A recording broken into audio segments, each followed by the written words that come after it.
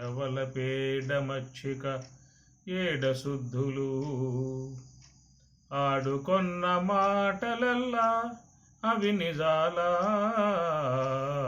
ఏడవల పేడమచ్చిక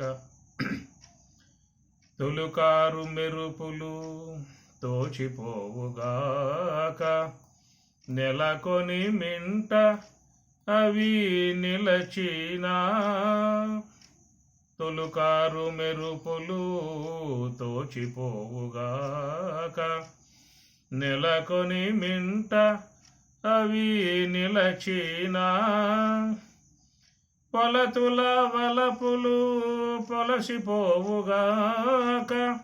కలకాలం బవి నిలచినా కలకాలం బవి నిలచినా ఏడవల పేడమచ్చిక ఏడశుద్ధులు ఏడవల పేడ కలలోని సిరులెల్లా కనువూర్పులేగాక మెలకువ చూడ అవి మెరసినా కలలోని సిరులెల్లా కనువూర్పులేగాక మెలకువ చూడ అవి మెరసినా అలివేనులా మేలు ఆశపాటేగాక తలపు వెంకటపతి తగిలినా ఏడవల పేడమచ్చిక ఏడశుద్ధులు ఏడవల పేడమచ్చిక ఏడశుద్ధులు ధ్యానం నిర్విషయం మనః స్నానం మనోమలత్యాగం శౌచం ఇంద్రియ నిగ్రహ ధ్యానేన ఆత్మని పశ్యంతి ధ్యానము ద్వారానే ఆత్మ అనుభవాన్ని పొందాల్సి ఉంటుందనేటువంటిది మనకు శాస్త్రంలో చెబుతున్నటువంటి విధానము. చాలామందిలో సాధకులలో భక్తులలో ఉన్నటువంటి సందేహము, స్వామి మేము ధ్యానంలో కూర్చుంటూ ఉన్నాము, ధ్యానం కుదరటం లేదు, కుదిరేందుకు గల ఏమైనా ఉపాయాలు ఉన్నాయా అనేటువంటిది కూడా సందేహాలుగా ఉన్నటువంటి విషయం. ఇప్పుడు బోధ అనేది వింటున్నాము అని చెప్పనంటే వినేటువంటి బోధ అనే విషయంలో కూడా కొంచెం సులభముగా అర్థమయ్యేటువంటి విధానం ఉంటుంది. ఎంత తన్నుకులాడినా అర్థం కానటువంటి అంశము కూడా ఉంటుంది. ఒకవేళ అర్థం కాని అంశాలు ఉంటే మళ్ళా చెప్పించుకోవచ్చు, అర్థం చేసుకోవచ్చు. కానీ ఇక్కడ ధ్యానము అనేటువంటి విధానము ఇక్కడ ఎవరు లేరేక బోధ అనే విషయంలో ఇద్దరు ఉంటారు, చెప్పేవాళ్ళు ఉంటారు, వినేవాళ్ళు ఉంటారు. ధ్యానం కాడకు వచ్చినప్పుడు అక్కడ ఎవరు ఉండరేక నువ్వు ఒక్కడవే ఉండే విధానం. కాబట్టి ఈ ధ్యానం యొక్క విషయంలో చాలామందిలో ఉన్నటువంటి సందేహం, డౌటు, స్వామి ధ్యానం చేయాలంటే ఏం చేయాలి, ఎట్లా, అది కుదిరే పరిస్థితిగా అని చెప్పనేమో ఉండటం లేదు. మరి ఇంకేమైనా ఉపాయాలు ఉన్నాయా అనేటువంటి విధానం ఇది చాలామందిలో చేరి ఉన్నటువంటి సందేహము.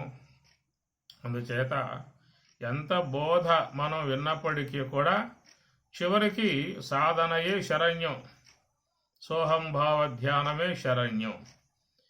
అది లేకుండా ఎంత బోధ ఇంటూ పోతూ ఉన్నా కానీ అది పుణ్యరూపకంగా మనస్సులో సంస్కారవంతంగా ఉంటుంది, కానీ స్వరూప అనుభవాన్ని పొందింపజేసే అవకాశం లేదు కదా. బోధ విన్నంత మాత్రముతో స్వరూప అవగాహన కలిగే విధానమే కానీ స్వరూప స్థితి అనేది పొందాలని చెప్పన్నట్లయితే మరి ధ్యానం శరణం గచ్చామి అది ధ్యానాన్ని శరణం వేడాల్సిందే, ధ్యానం చేయాల్సిందే. పరమాత్మ కూడా గీతలో అసంశయం మహాబాహో మనోదుర్నిగ్రహం చలం అనే మాట కూడా ఆయన కూడా ఒప్పుకున్నాడు. కృష్ణుడు కూడా చంచలం హి మనః కృష్ణ అని అర్జునుడు మొరబెట్టుకుంటే దాని పరమాత్మ సమాధానముగా అసంశయం మహాబాహో మనోదుర్నిగ్రహం చలం అని ఆయన కూడా ఒప్పుకున్నాడు కదా. అర్జున సంశయం లేదయ్యా, ఈ మనస్సు అనేది పోయే మాట వాస్తవము. మనో దుర్నిగ్రహం అని కూడా పాదం వాడాడు. మనో నిగ్రహం అంటే కొంచెం వరకు మనకి ఊరటగా ఉండేది. దుర్నిగ్రహం, మనో దుర్నిగ్రహం, చంచలం అయిపోయేటువంటి మనస్సుని నిగ్రహించే విషయం అనేటువంటిది నిగ్రహం, దుర్నిగ్రహం కొంచెం చాలా కష్టంతో కూడి ఉన్న విధానము అని మరి వాళ్ళు కూడా అంగీకరిస్తున్న విషయం. అంటే మనలో ఉన్న డౌటు క్లారిటీ కావటానికి చెప్పుకుంటున్నటువంటి అంశం అన్నమాట. ఎందుకు అలా అని చెప్పనంటే వాళ్ళు కూడా ఈ విషయంలో మరి చెప్పే విషయం కొంచెం కష్టంతో కూడి ఉన్న విధానమే అనేదిగా మరి దేవదేవుడకు కృష్ణ పరమాత్మ అంతటి మహానుభావుడే సర్టిఫికేట్ ఇస్తూ ఉన్నాడు. దుర్నిగ్రహం చలం అని చెప్పి అసంశయం మహాబాహో, సంశయం లేదయ్యా, మనసు పోతుందని చెప్పి అన్నావు కదా, ఆ విషయంలో ఎలాంటి సంశయం లేదు అనే మాట ఒప్పుకున్నాడు. ఇంకా క్లేశోధికతరస్తేషాం అవ్యక్త ఆసక్త చేతసాం. అవ్యక్తము అంటే ఇంద్రియ గోచరం కానటువంటి అని అర్థం. ఇంద్రియ గోచరం కాకుండా విశ్వంలో ఏదైనా ఉన్నదా అంటే దాన్ని పారమార్థికముకు బ్రహ్మమే. అది పారమార్థికముకు బ్రహ్మము కాక మిగతావన్నీ కూడా ఇంద్రియ గోచరం అయ్యేటువంటియే. ఎందుకు? పారమార్థికము కానిది వ్యావహారికం కాబట్టి. రెండే ఉన్నాయి కదా, వ్యావహారికము పారమార్థికము అని చెప్పని. కాబట్టి వ్యావహారికము అంటే పంచభూతాత్మికం, ఇది వ్యావహారికం. పంచభూతములలో చేరనిది అది పారమార్థికం. పర అంటే వేరు.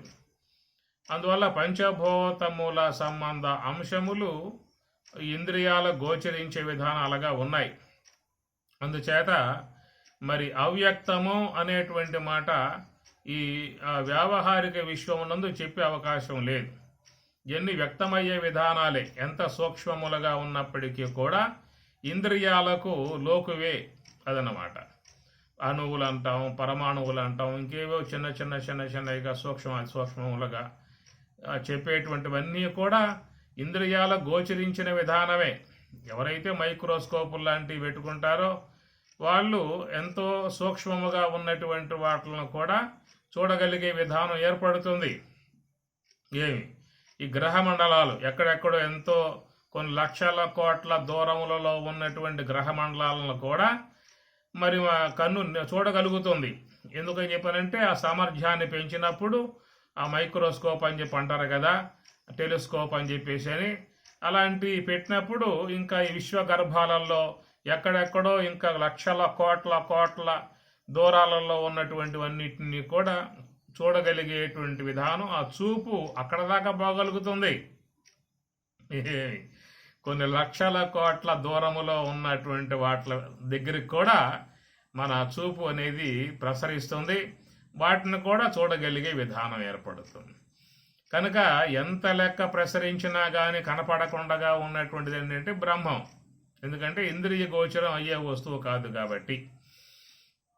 అందుచేత అవ్యక్త ఆసక్త చేతసాం అని ప్రకరణ స్వామి చెబుతూ ఉన్నారు. అందువల్ల ఈ లోకంలో నిర్గుణ మార్గంలో పయనించేటువంటి వారు, మోక్షాన్ని అపేక్షించినటువంటి వారు, బ్రాహ్మీ అనుభవాన్ని పొందాలని అపేక్ష ఉన్నటువంటి వారందరూ కూడా వాళ్ళు అవ్యక్త ఉపాసకులు అని మనం చెప్పాల్సి వస్తుంది. అవ్యక్త ఆసక్త చేతసాం, అవ్యక్త ఉపాసకులు అని అర్థం. సాధారణ లోకంలో అందరూ కూడా ఉపాసకులు ఉన్నారు. ఎవరెవరి ఇష్ట దైవాలను ఆరాధించే విధానములో ఇలవేలుపులుగా ఇష్ట దైవములుగా ఉన్నటువంటి విధానములో ఆలయాలలో కానీ ఇంట్లో కానీ ముఖ్యమైన సందర్భాలలో కానీ అట్లాగా ఆరాధించుకునే విధానం అంతా కూడా ఉంటుంది. అది కేవలం ఒక మరి సాకార పూజ, ప్రతీకోపాసన అని చెప్పని అంటారు దాన్ని. అహంగ్రహోపాసన అని ఒకటి, ప్రతీకోపాసన అని ఒకటి ఉన్నది. ఇది మనం చేసేదంతా కూడా అహంగ్రహోపాసన. ఈ మామూలుగా బయట ఉన్న దేవతలని ఆరాధించే విధానం ప్రతీకోపాసన. ప్రతీక అంటే ఒక చెంబలు పెట్టుకుంటాం కాబట్టి ప్రతీకోపాసన అని చెప్పని అంటారు. కనుక ఈ విధంగా లోకంలో అందరూ కూడా ఆచరించే విధానమే ఆ గృహం బాగా ఉండాలి, యజమాని బాగా ఉండాలి, పిల్లలు బాగా ఉండాలి, వాళ్ళ అభివృద్ధి బాగా జరగాలి అన్న అపేక్షలతో చేసేటువంటి సాధారణ విధానము. రెండవది అహంగ్రహోపాసన. దాన్ని బ్రాహ్మి అనుభవాన్ని పొందటానికై చేసేటువంటి ఉపాసన. దీని విషయంగా వచ్చినప్పుడు మనకి శాస్త్రాలలో చెప్తున్నటువంటి మాట కొంచెం ప్రయాసతో చేరి ఉన్న విధానము అనేదిగానే చెబుతూ ఉన్నారు. అనుకోగానే వచ్చి పడేదేం కాదు, కొంత ప్రయాస చేయాలి, సాధన చేయాలి. ఎందుకు ఈ విధంగా ప్రయాస అనే మాట వాడుతున్నాము? ఎందుకు ఈ ప్రయాస అనేటువంటిది ఆ పదం వాడటం వల్ల గల ఉద్దేశం ఏమిటి? ఇప్పుడు ఆత్మ అంటే నా స్వరూపము, నా వద్దకు నేను పోవటానికి ఎవరై అడ్డం వచ్చేది? నాకు నా ఇంటికి నేను పోతున్నానని చెప్పానంటే నాకు అడ్డం వచ్చేది ఎవరు? ఇప్పుడు పక్క వాళ్ళ ఇంటికి పోవాలని చెప్పారంటే వాళ్ళు గేట్లు పెడతారు, ఇంట్లో గేట్లు వేసుకుంటారు, బిల్లులు కొట్టాలి, ఎన్నో చేయాలి, ఫోన్లో చేయాలి. ఎందువల్ల పక్క వాళ్ళ ఇంటికి పోవాలి కాబట్టి వాళ్ళ అనుమతి లేనిదే లోనకు పోయే అవకాశాలు ఉండవు. నీ ఇంట్లో నువ్వు పోవాలని చెప్పానంటే ఏం అనుమతి కావాలి మనకి? ఏం ఇబ్బంది మనకి దీంట్లో ఉన్నదా? ఇప్పుడు బ్రహ్మలోకి పోవటం అంటే ఏంటి? నీ ఇంట్లోకి నువ్వు పోవటం, నీ స్వరూపంలో నువ్వు పోవటం. మరి ఇట్లా పోయే విధానాలుగా ఏమిటి మనకున్న అడ్డంకులు అని చెప్పేసి అనే విషయం వచ్చినట్లయితే, ఇక్కడ మన ఇల్లుగా అనుకున్నప్పటికీ కూడా అది పరాయి వాళ్ళకి స్వాధీనం అయిపోయింది. ఇప్పుడు పొలాలు కూడా 12 సంవత్సరాలు వాళ్ళే సాగు చేసుకుంటూ దున్నుతూ పండించుకుంటూ ఉన్నట్లయితే 12 ఏళ్ళు దాటిపోయిన తర్వాత వాళ్ళకి హక్కులు వచ్చేస్తాయి. ఇట్లాగా లోకంలో ఏదో ఉంది వ్యవహారం. అందుకే కదా రామచంద్రుడు కూడా అరణ్యానికి పోయి రమ్మని చెప్పన్నది 12 సంవత్సరాలు.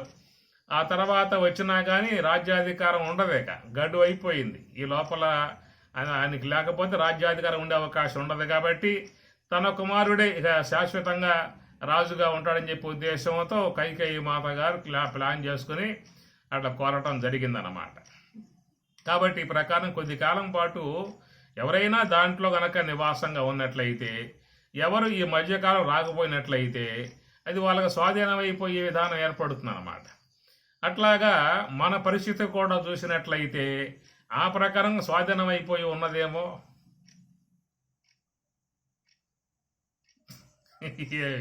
మనం ఇంతకాలం పట్టించుకోవాలా, మరి ఏనాడు దాని వైపుకు చూసింది లేదు, దాని గురించి మనం ఏ ఆలోచన చేసింది లేదు. మన పాటికి మనం ఏదో వ్యవహారం చేసుకుంటూ కేవలం జన్మ పరంపరల్లో మునిగిపోవటంతో ఈ లోన చేరి ఉన్న అనాత్మ అంతా కూడా ఆక్యుపై చేసుకుని ఇక అయ్యే చక్కగా రాజ్య విధానం అంతా కూడా స్థిరపరుచుకున్నాయి. కాబట్టి నా ఇంట్లోకి నేను పోయేవాడిగా నువ్వు అన్నా కానీ అవి పోవటానికి ఇష్టం అనుమతి ఇవ్వటం లేదు. ఇది ఉన్న పరిస్థితి ఇక్కడ.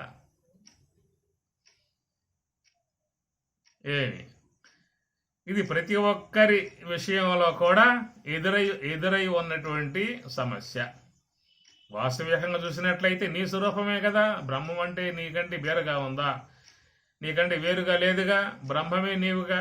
బ్రహ్మంగారే ఉన్నారు, నేనే బ్రహ్మమురా పామరులారా నేనే బ్రహ్మమురా అని బ్రహ్మంగారు చెప్పిన మాట. మనం చెప్పకూడదా? నేనే బ్రహ్మమురా చెప్పని మనం చెప్పకూడదా? నువ్వు బ్రహ్మమేక, సర్వశాస్త్రాలు చెబుతున్న విషయం నువ్వు బ్రహ్మమేక. నత్వేవాహం జాతనాసం నత్వం నేమే జనాధిపాహ నచైవ నభవిష్యామహ సర్వే వయం వతః పరం త్వం నీవు అహం నేను అందరం కూడా బ్రహ్మమేనయ్యా అని స్వామి చెప్పిన మాట గీతలో. కాబట్టి ఈ ప్రకారంగా మా కృష్ణ భగవానుల వారు నేను బ్రహ్మమే, నువ్వు బ్రహ్మమే, అందరూ బ్రహ్మమే అని చెప్పనేటువంటి మాట.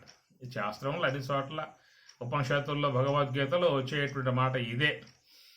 మరి అయినప్పుడు మరి ఎట్లా నేను నా వద్దకు పోవాలంటే, నా ఇంట్లోకి పోవాలంటే నన్ను అటకాయిస్తూ ఉన్నారే, నన్ను అడ్డుకుంటూ ఉన్నారే, బయటకు తోసేస్తూ ఉన్నారే.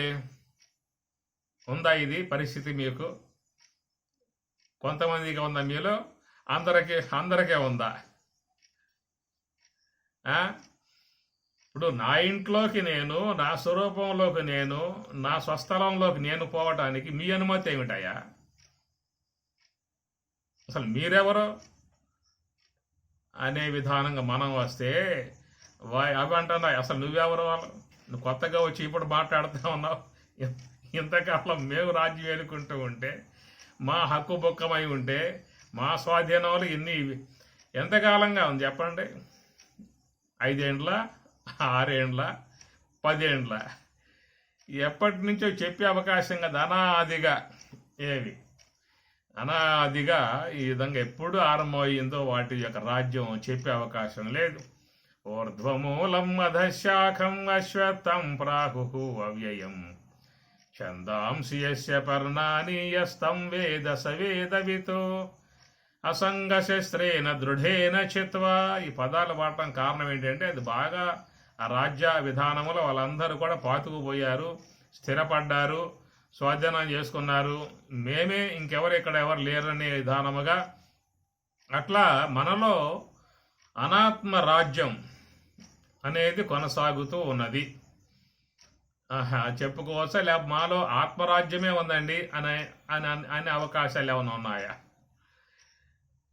కాబట్టి మాలో ఆత్మరాజ్యమే ఉన్నది అనే మాట ఎవరైనా చెప్పితే వాళ్ళు ఎంతో పోరాటం చేసి సాధించుకున్నటువంటి వాళ్ళుగా మనం భావించాల్సి ఉంటుంది. వాళ్ళు ఎంతో కాలం పోరాటం చేసిన మహావీరులు, యోధులు, ఎంతో కాలం పోరాటం చేయగా చివరికి వాళ్ళ యొక్క రాజ్యం వాళ్ళకి చేజిక్కించబడింది. ఏమి పాండవులకు వాళ్ళ రాజ్యం వాళ్ళకి రావటానికి వాళ్ళకి వయసు 80వ సంవత్సరం. అప్పటికి వాళ్ళు యుద్ధం చేసి సింహాసనం అధిష్ఠించిన రోజున ధర్మరాజుల వారి యొక్క వయసు 80వ సంవత్సరం. 80 ఏండ్లుగా వాళ్ళని దరి కొడతానే ఉన్నారు. లక్కేంట్లు పెట్టి తగలబెట్టడానికి అనేక రకాలుగా వాళ్ళని తిప్పలు పెట్టి వారణావతంలో పంపించి అక్కడ కాల్చాలని చెప్పేసరి ఇట్లాగా జోదంలో ఓడించి పంపించడం కానీ రానివ్వట్లేదు. రానివ్వకుండా బేటి నెట్టేసేసి అట్లా చేసుకుంటూ పోతే చివరికి కృష్ణ పరమాత్మ కృపానుగ్రహంతో మరి వాళ్ళని జయించి చివరికి వాళ్ళు తమ యొక్క రాజ్యాన్ని సంపాదించుకోవడం జరిగింది. 80 సంవత్సరాలుగా చేసినటువంటి పోరాటం అది వాళ్ళ సంగతి. ఇక మన విషయంగా వచ్చినట్లయితే కొన్ని లక్షల యుగాల నుంచి అనాత్మ రాజ్యమే కొనసాగుతూ ఉన్నది. మనలో అజ్ఞానపు రాజ్యము, అనాత్మ రాజ్యము, ఇంద్రియాల రాజ్యము, సంస్కారముల రాజ్యము, మూలా విద్య రాజ్యమే ప్రతి ఒక్క వ్యక్తిలో కూడా ఉన్నటువంటి విధానం. కాబట్టి మరి దాని విషయంలో కృష్ణ పరమాత్మ కూడా చెప్పింది, అయా అసంశయం మహాబాహో మనోదుర్నిగ్రహం చలం. మనోదుర్నిగ్రహం చలం, దాని చలం, ఆ చలత్వమును జయించటం అంటే దుర్నిగ్రహం అనే మాటలు ఏవో వాడటం జరిగింది అక్కడ. అయితే అహర్నిశలు ఇక్కడ చెప్పే మాట ధ్యానం అనే విషయం వచ్చినప్పుడు నువ్వు ఒక లాంఛనప్రాయంగా ఏదో ఉదయం పూట 10 నిమిషాలు కూర్చున్నావా, దండం పెట్టావా, సాప చుట్టు పక్కన పెట్టావా, మళ్ళీ సాయంత్రం అయిందా స్నానం చేసావా, బొట్టు పెట్టావా, దండం పెట్టావా, తర్వాత సాప చుట్టు పక్కన పెట్టావా అన్నట్లయితే ఏదో లాంఛనప్రాయంగా సాగిపోయే విధానమే ఉంటుంది. ఆ విధంగా లోన ఉన్న అనాత్మను, అజ్ఞానమును జయించటానికి ఏ కోశాన సాధ్యమయ్యే అంశము కాదు. ఏదో మహాత్ములు చెప్పారు కాబట్టి, స్వామివారు చెప్పారు కాబట్టి చేయకపోతే స్వామివారు బాధపడతారేమో అని చెప్పి ఉద్దేశంతో వారి సంతృప్తి కోసంగా మనం చేసే విధానం కాసేపు ధ్యానం అట్లా ఉంటే లాంఛనప్రాయంగా పోవటమే ఇది శాస్త్రంలో చెబుతున్న మాట. అందుచేత ఈ యొక్క అభ్యాసాన్ని తస్మాత్ సర్వేషు కాలేషు యోగయుక్తో భవార్జున, తస్మాత్ సర్వేషు కాలేషు మాం అనుస్మర అనేటువంటి మాటలు మనకు వినపడతా ఉన్నాయి గీతలో. కాబట్టి ఇక్కడ మనకు 2 అంశాలు చెప్పుకొచ్చారు, ఒకటి జపము, మరొకటి ధ్యానము అని చెప్పని. ఈ 2 కూడా మనస్సుని నిగ్రహించటానికి, మనస్సు మన స్వాధీనం చేసుకోవటానికి ఉన్నటువంటి ఉపాయాలు మనకి 2. ప్రధానమై ఉన్నది ఏమిటంటే ధ్యానం. ధ్యానం బాగా కుదిరి నిశ్చలంగా మనస్సు ఉండి ఆ యోగంలో వెళ్ళిపోయే విధానం ఉన్నటువంటి వాళ్ళు పుణ్యాత్ములు, వాళ్ళు ధన్యాత్ములు, సంస్కారవంతులు. చిత్తోపరమము మహత్తరమిది చిత్తోపరమము మహత్తరమిది ఎల్లవారి కబ్బదు. ఆ ఉత్తమ దశ గల్గిన విద్వత్తుడు గాఢ దుర్లభుడు అని స్వయంగా రాముడు చెప్పిన మాట. కృష్ణ పరమాత్మ ఏమో గీతలో చెప్పాడు కదా, అసంశయం మహాబాహో మనో దుర్నిగ్రహం చలం అని ఆయన అభిప్రాయం చెప్పిన విధానము భగవద్గీతలో.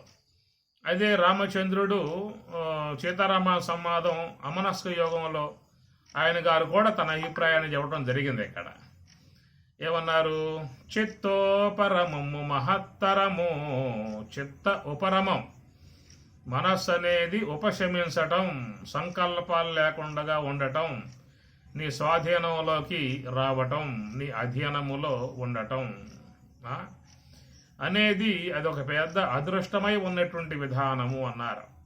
చిత్తోపరమము మహత్తరమిది ఎల్లవారి కబ్బదు. ఇది అందరికీ అవకాశము లేదు అన్నాడు. ఆ ఉత్తమ దశ గల్గిన విద్వత్తుడు గాఢ దుర్లభుడు అనేటువంటి మాట. కాబట్టి ఈ విషయంలో మనం విన్నప్పుడు వాళ్ళు చెప్పేటువంటి మాటలన్నీ కూడా అబద్ధములు అనిపిస్తూ ఉన్నాయి మనకి, లేక వాస్తవములు అనిపిస్తూ ఉన్నాయి మన అనుభవంలో చూసినట్లయితే. ఏదో వాళ్ళు శాస్త్రంలో చెప్పాలి కాబట్టి చెప్పారు, కానీ అంత విధానం ఏడుందండి? నేను చూడండి అట్లా మనసు పెట్టానా, లయమైపోయిందా బ్రహ్మంలో అనగలిగే వాళ్ళు మీరు ఎంతమంది ఉన్నారు ఇప్పుడు ప్రస్తుతానికి? చేయొద్దండి. ఇట్లా పెట్టానా అట్లా లయమయ్యిందా అనే విధానంగా దానికి కూడా స్వామి చెప్పారు రామచంద్రుడు. చెలువగ పువ్వులు జీరుట కంటెన్ బల్పుగ కన్గొవ మూయుట కంటెన్ అనువగు ఈ అమనస్క పదంబే సులభము సూక్ష్మము సౌఖ్యము వత్స. చెలువగ పువ్వులు జీరుట కంటెన్, పువ్వులు గిల్లాలంటే ఎంత కష్టమో, కన్రెప్ప ముయ్యాలంటే ఎంత కష్టమో, అంతకంటే సులువట యోగ సమాధి. అంతకంటే సులువట యోగ సమాధి. అనువగు ఈ అమనస్క పదంబే సులభము సూక్ష్మము సౌఖ్యము వత్స అంటాడు. కాబట్టి ఏంటంటే ఇక్కడ ఈ మాటలు మనకి మన ముందు మరి నడుస్తూ ఉన్నాయి. వాటి విధానం గురించి చూసినట్లయితే లోపల సంస్కరింపబడి ఉన్నటువంటి జీవులు కొన్ని ఉంటాయండి. ఆ సంస్కరింపబడ్డ విధానము అనేటువంటిది అది ఎంతో కాలంగా వస్తున్నటువంటి ఒకనొక సాధనా ప్రవాహం. ఎంతో సాగుతున్నటువంటి ఆ సాధనా ప్రవాహంలో వాళ్ళు సంస్కరింపబడి వారు ఈ దేహాలలోకి ఇక వచ్చారు. ఇక ఇది తుది ప్రయత్నం. దీంతో ఇక వాళ్ళు ఆ బ్రహ్మైక్యం చేరుకోవటమే. అట్లాగా వచ్చినటువంటి వాళ్ళుగా చెప్పుకున్నట్లయితే లక్ష్మణార్యులు, ఇలాగ స్వరాజ్య గురుదేవులు అందరూ కూడా, రమణ భగవానుడు, చిన్మయానంద, యాజ్ఞవల్కి, వశిష్ఠుడు, శుకభగవానుడు, జనక మహారాజు ఇత్యాది మహాత్ములు ఎంతోమంది మనం చెప్పుకోవచ్చు. కాబట్టి వాళ్ళు ఎంతో గత జన్మల నుంచే సాధనా విధానం కొనసాగించుకుంటూ పరిపక్వత పొంది వారు ఆ విధంగా స్వరూప భావాన్ని పొందగలిగారు. అయితే మనం కూడా గత జన్మలలో ఆ సంస్కారం అనేది ఉన్నది కాబట్టి దీని పట్ల మక్కువ కలిగి ఉన్నాం, శ్రద్ధ కలిగి ఉన్నాం, ప్రయత్నం చేసే వాళ్ళంగా ఉన్నాం.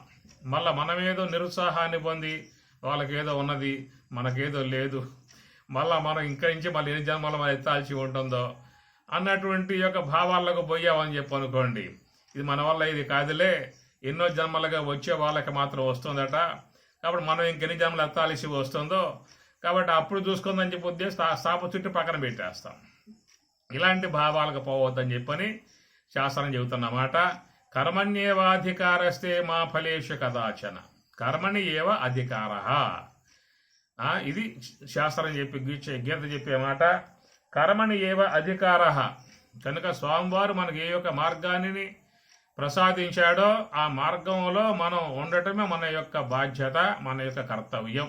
అంతవరకే. కర్మణి ఏవ అధికారహతే మా ఫలేషు కదాచన.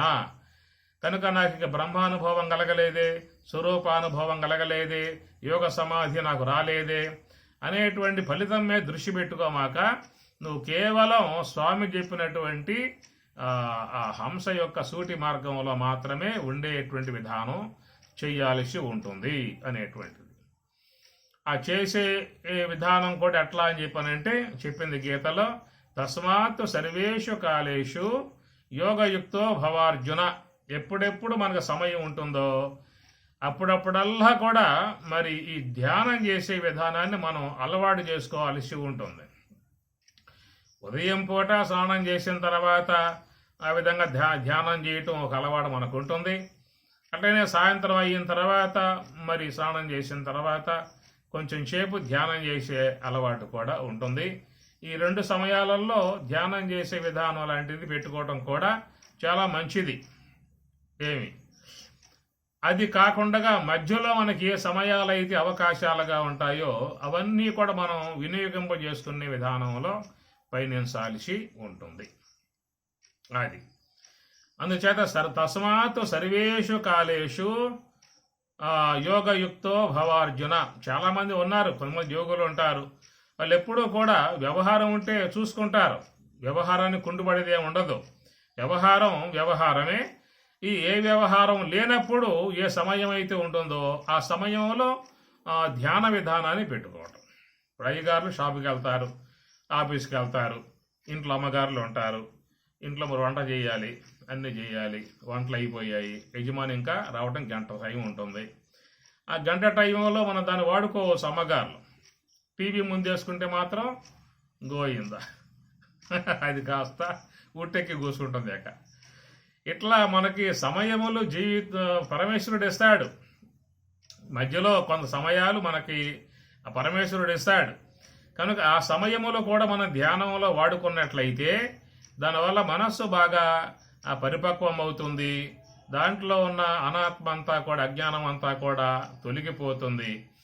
కాబట్టి ఏంటంటే మనస్సులో ఉన్న సంస్కారములు అవి తొలగందే నిశ్చలమయ్యే అవకాశం ఉండదు. కాబట్టి మనస్సులో ఉన్న సంస్కారములు కడగాలంటే ఏం చేయాలి? ఇప్పుడు దేహాన్ని కడగాలంటే నీటితో శుభ్రం చేస్తాం, పాత్రలో తోమాలంటే నీటితో శుభ్రం చేస్తాం, గృహం శుద్ధం చేసుకోవాలంటే నీటితో శుభ్రం చేస్తాం, వస్త్రాలు శుద్ధం కావాలంటే నీటి ద్వారా శుద్ధం చేస్తాం. ఇట్లాగా శుద్ధం చేసుకోవటానికి అనేక విధానాలు లోకంలో ఉన్నాయి. అంత తేలిగ్గా శుద్ధం కాకపోతే ఇంకా ఏరియల్ పౌడరు, రిన్ పౌడరు ఇలాంటి కొన్ని కూడా పడేసి బాగా ఉడకబెట్టి కూడా మరకలు అయ్యి పోగొట్టుకునే ప్రయత్నం చేస్తూ ఉంటాం. ఇట్లా లోహముల యందు మాలిన్యం ఉన్నట్లయితే అగ్ని సంస్కారం పుటం వేసి దాని ద్వారా పోగొట్టుకునే విధానం ఉంటుంది. మరి మనస్సులో చేరిపోయి ఉన్న ఈ సంస్కారములు అనేటువంటివన్నీ కూడా కడగాలని చెప్పనంటే దానికి ఏం పౌడర్ వాడతామో, ఏ సబ్బులు వాడే అవకాశాలు ఉన్నాయి. ఏమన్నా షాపుల్లో అమ్మకానికి వస్తే అలాంటివి కూడా మనస్సులో ఉన్న మాలిన్యములు కడుక్కోవటానికై సులభముగా ఉన్నటువంటి సదుపాయములు అనేటువంటి ఏమన్నా వస్తే కొనుక్కోవచ్చు మనం కూడా. అలాంటి వాషింగ్ మిషన్లు కానీ మనసును శుద్ధం చేసేటువంటి ప్రక్రియ విధానాలుగా లోకంలో ఇంకెవరో కూడా నిర్మాణం చేసినట్లు లేదు.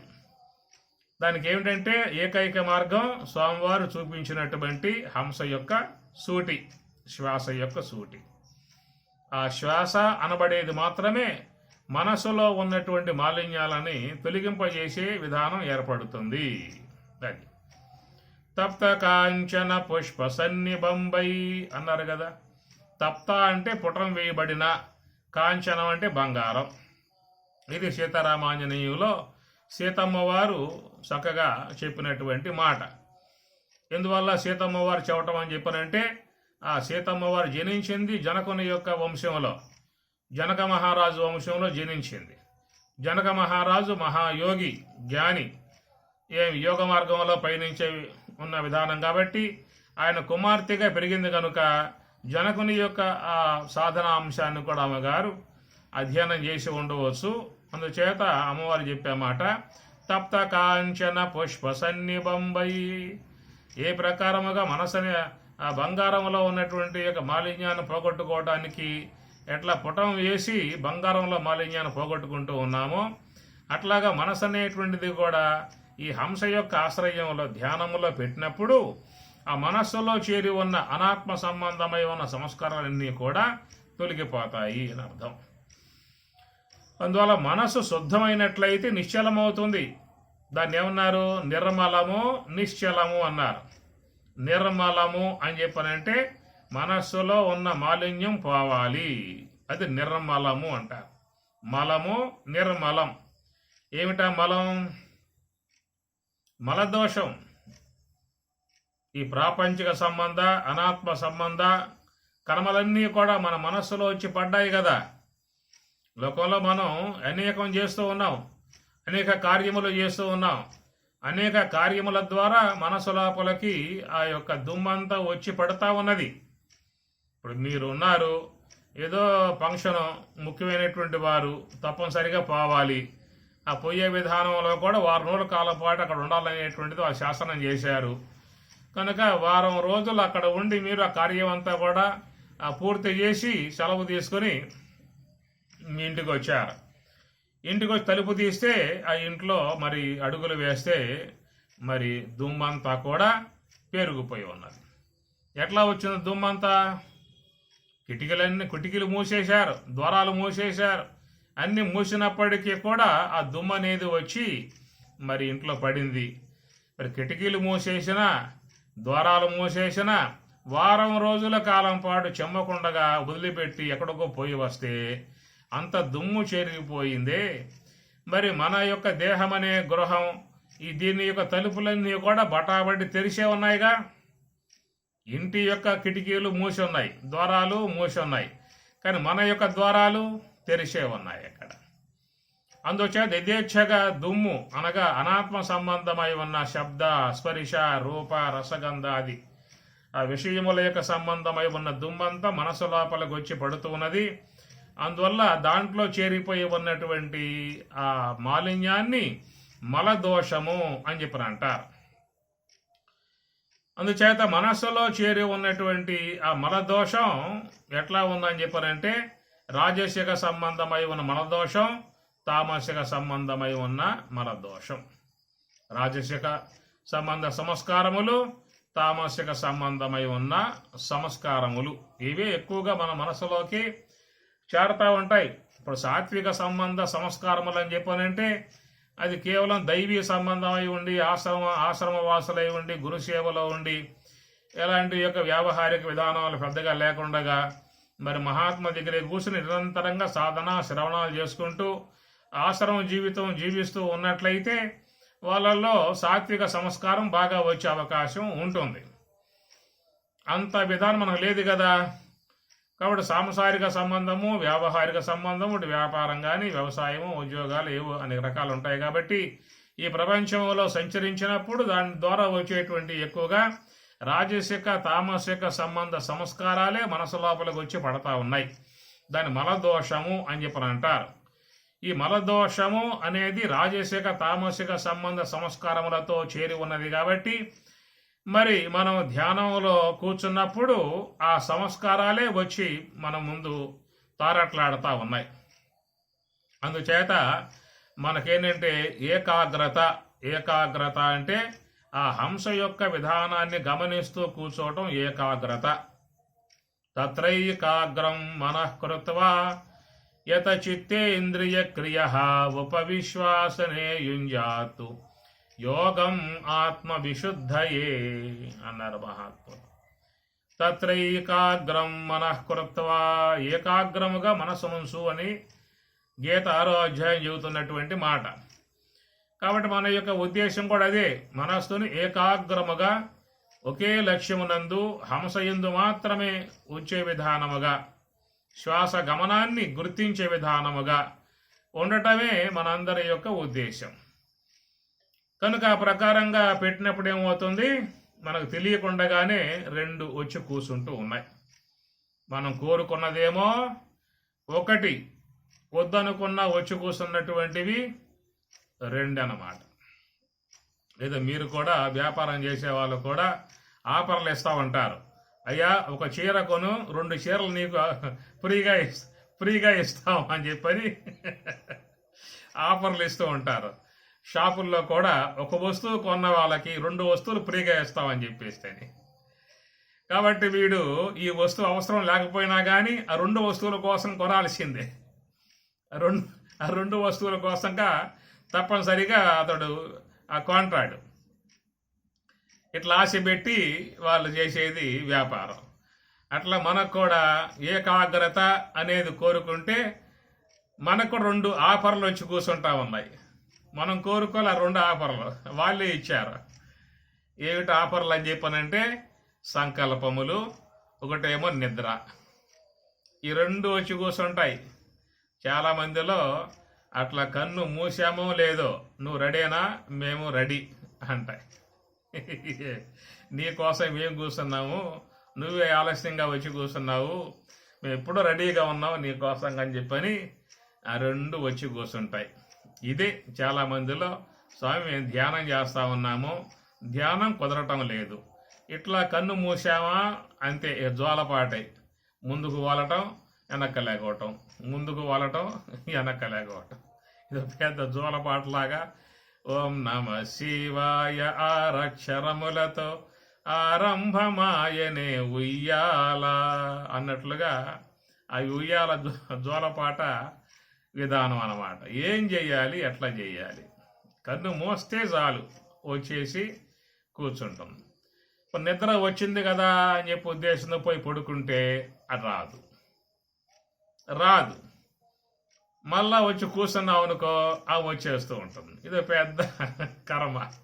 పడుకుంటేనేమో రాదు, కూర్చుంటేనేమో వచ్చి ఆమె గారు కూర్చుంటుంది. ఈ విధంగా ధ్యానం చేసేటువంటి విధానంలో చాలామందికి ఎదురయ్యేటువంటి యొక్క సమస్య. కాబట్టి ఈ ప్రకారం కొద్ది కాలం పాటు ఏదో చేస్తారు, భక్తి కొల చేస్తారు. గురువు చెప్పారు కాబట్టి చేస్తే బాగుంటుందని చెప్పని చేస్తారు. కానీ ఈ 2 కూడా సతాయిస్తూ ఉండే విధానంగా ఉన్నప్పుడు ఇది మన వల్ల అయ్యే పని కాదులే, ఇది గురువు గారు చేసుకుంటారు ఆయన గారు, ఆ గురువు గారు చేసుకున్న దాంట్లో పుణ్యం మనకేది కొంత కూడా వస్తుందలే అనేదిగా దండం పెట్టి ఇక స్వామివారితో, స్వామి ఈ ధ్యానం ఏదో మీరే చేసుకోండి స్వామి, మాకు కూడా కొంచెం ప్రసాదించండి అప్పుడప్పుడు అని చెప్పనే విధానంగా సాయంత్రం దండం పెట్టే విధానం ఏర్పడుతుంది. అందుచేత ఈ ధ్యాన విధానం ఎవరికి వారు చేసుకోవాల్సిందే. వేరే వాళ్ళు చేస్తే మనకేం వచ్చే అవకాశాలు లేవు. ఎవరు చేసుకున్నది వాళ్ళకే, చేసుకున్న వాళ్ళకి చేసుకున్నంత మహాదేవా అని చెప్పనే విషయంగా చెప్పుకొచ్చారు.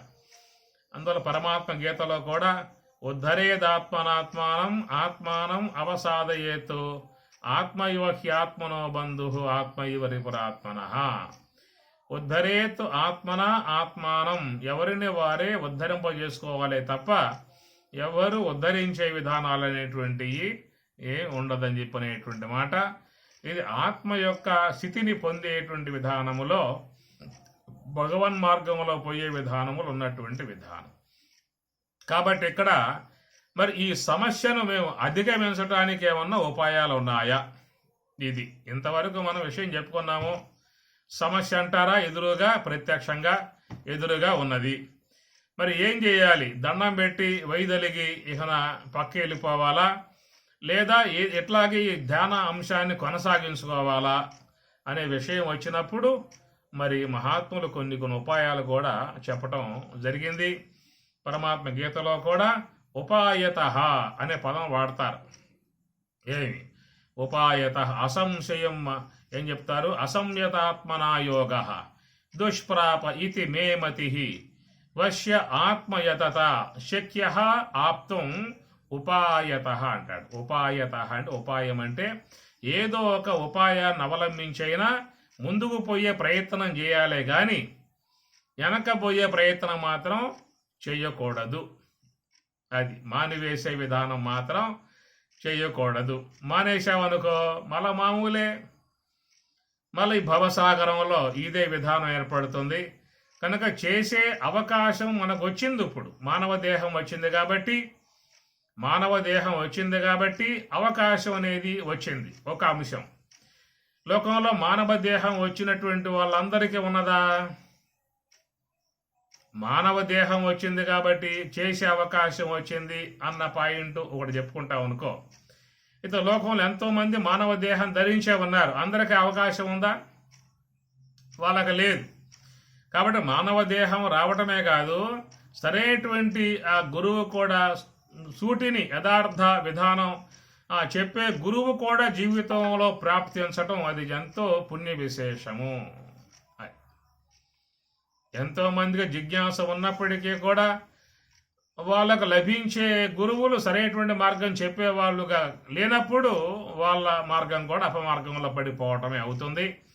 అట్లాగే లోకంలో చాలామంది 100% ఈ మోక్షాపేక్ష కలిగి ఉన్న, ఆధ్యాత్మిక మార్గం అపేక్ష కలిగి ఉన్న వాళ్ళకు లభించిన గురువు సరైనటువంటి యొక్క మార్గం బోధించే వాళ్ళుగా లేకపోవడం కారణముగా మరి వాళ్ళు చెప్పిన మార్గంగా వెళ్ళిపోయే విధానం ఏర్పడుతుంది. దానికే స్వామివారు కూడా దాంట్లో అర్థం రాశారు జీవశతకంలో. శృతి యుక్తి అనుభవమునకు జతచూపు గురుడు జన్మ తరింపన్, మతిలేని గురిని చేరిన పతనము మన జీవితంబు భవ్యపు పతనము మన జీవితం అని చెప్పి అన్నారు. అందుచేత మరి ఈ సాధన చేసే అవకాశం ఒక మానవ దేహంలో మాత్రమే ఉన్నది అనే మాట కూడా చెప్పుకున్నాం. కాబట్టి ఈ మానవ దేహంలో అలాంటి అవకాశం ఉన్నా కానీ దాని విధానం చెప్పే వాళ్ళెవరు? వాళ్ళు ముఖ్యంగా లభించాలి కదా. మనకా స్వతసిద్ధంగా తెలియదు దాని విధానాలన్నీ కూడా. కనుక ఆ విధానములు శుద్ధంగా స్పష్టముగా మన మనస్సుకి హత్తుకునేట్లుగా మరి సూటైన మార్గము, ఉపనిషత్తులలో ఉన్న మార్గం చెప్పేవాళ్ళు లభ్యం కావటం అది మనకి ఎంతో పుణ్య విశేషము. అట్లాంటి విధానం లభ్యమైంది. అటు ఈశ్వరానుగ్రహముతో మానవ దేహము ప్రాప్తించింది. రెండవది యథార్థ మార్గాన్ని బోధించేటువంటి గురువు కూడా మనకి ప్రాప్తించింది. ఈ రెండు కూడా సమృద్ధిగా సంపూర్ణముగా ప్రాప్తించిన విధానంగా మనం భావించుకోవచ్చు. కానీ ఇక మూడవ అంశం మన మీద ఉన్నటువంటి బాధ్యత. లభించిన మరి ఈశ్వరానుగ్రహం గల మానవ దేహము, లభించిన గురువు అనుగ్రహం గల సూటి, ఈ రెండు లభ్యమైనప్పుడు మరి మనం శ్రద్ధ ఎంతవరకు వహిస్తూ ఉన్నటువంటిది.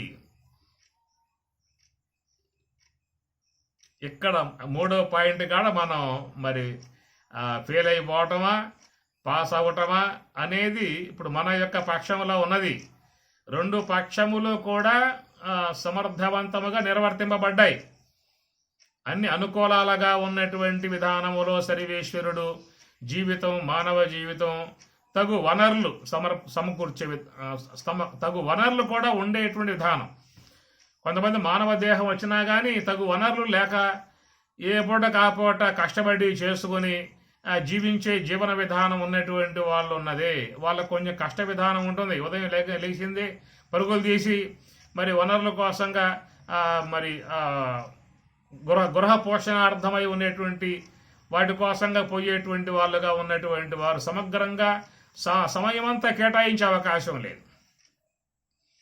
అందుచేత ఈశ్వరానుగ్రహముతో మానవ దేహం ప్రాప్తించడమే కాకుండా అదే ఈశ్వరానుగ్రహముతో పుష్కలముగా ఎలాంటి విధానంగా ఇబ్బందులు లేకుండా ఉండేటువంటి సదుపాయాలు కూడా ఉన్న విధానాన్ని పొంది ఉండటం కూడా ఆ ఈశ్వరునికి అనుగ్రహంగా భావించినప్పుడు అది ప్రాప్తించిన విధానములో సరైనటువంటి యొక్క సూటిని యథార్థ బోధను అందించే గురువు కూడా లభ్యం కావడం రెండో పక్షంగా ఉన్నటువంటిది.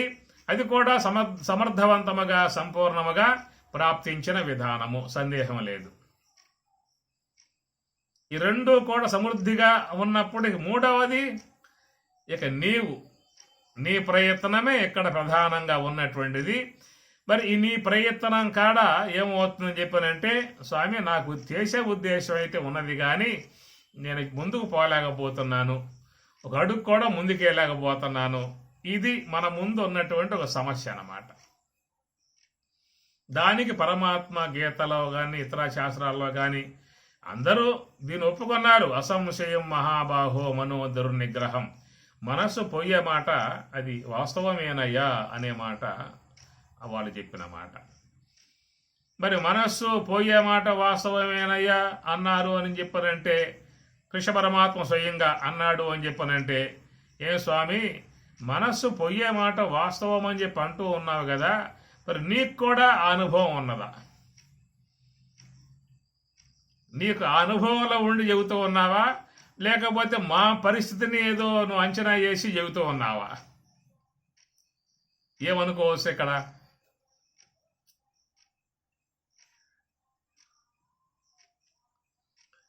కాబట్టి మనం ఆలోచిస్తే తడతా ఉంటాయి ఆలోచనలు ఎట్లాగా. ఎందుకంటే ఆయన ధ్యానం చేశాడు, కృష్ణుడు కూడా ధ్యానం చేశాడు కదా. మన భారతంలో వచ్చే అంశము ధర్మరాజుల వారు ఆ సన్నివేశం మన భారతం శాంతి పర్వమునందు కృష్ణ పరమాత్మ ధ్యానంలో కూర్చున్న సన్నివేశం మనకి శాస్త్రం బోధిస్తున్న విషయము.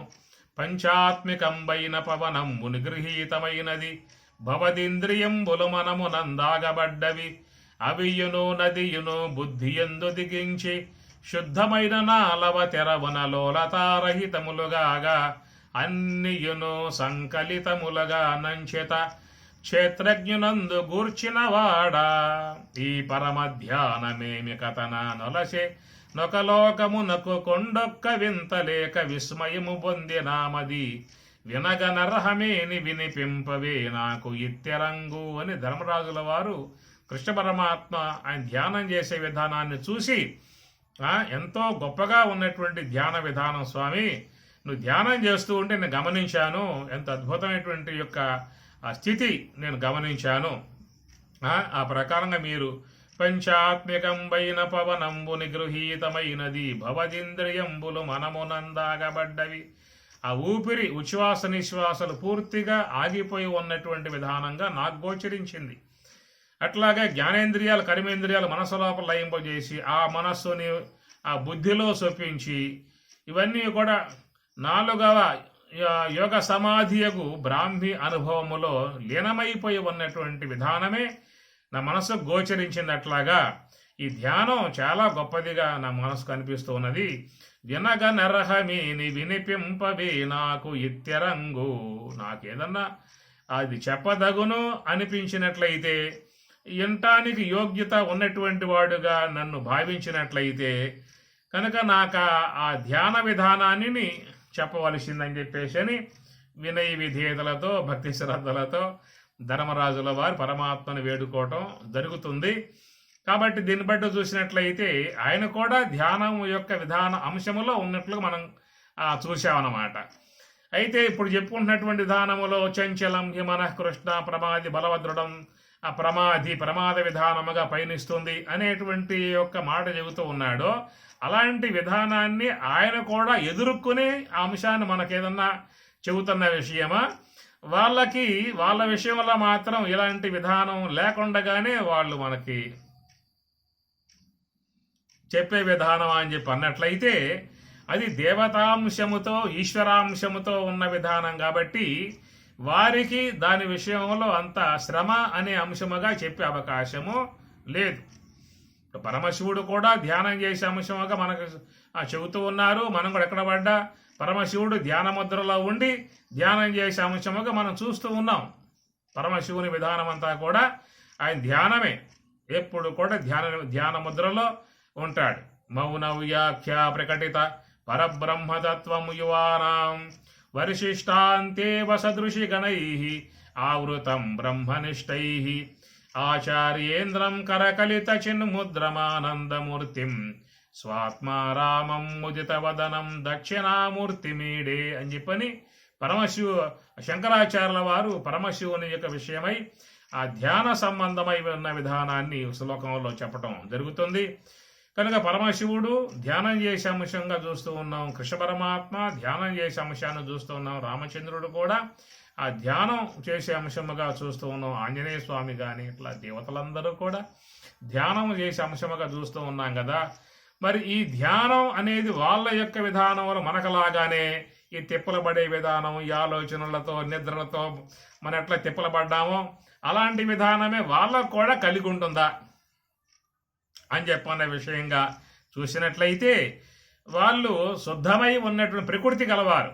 శుద్ధ సాత్విక విద్య అంటారు కదా, శుద్ధ సాత్విక విద్యతో ఉన్నటువంటి వారిని మనం దేవతలు అని చెప్పని అంటాం. ఎందుకు దేవత అని చెప్పి అన్నాము అంటే దివ్ అంటే ప్రకాశం, దీప్తవు అని అర్థం. అందుచేత ప్రకాశముతో ఆ విద్య అనేటువంటి దాంతో శుద్ధ సాత్విక విధానముగా ఉన్నటువంటి వారు కాబట్టి వారి యందు ఈ ప్రయాస, ఈ శ్రమ అనే అంశాన్ని వాళ్ళ యందు భావించే అవకాశాలు ఉండవు. అయితే ఈ మానవులు అనేటువంటి విధానం చూసినట్లయితే వీళ్ళల్లో రెండు అంశాలు ఉంటాయి. అటు దేవతలకు ఇటు రాక్షసులకు మధ్యలో ఉన్నవాడు మానవుడు. రెండింటి యందు ఉభయచర జీవి వీడు.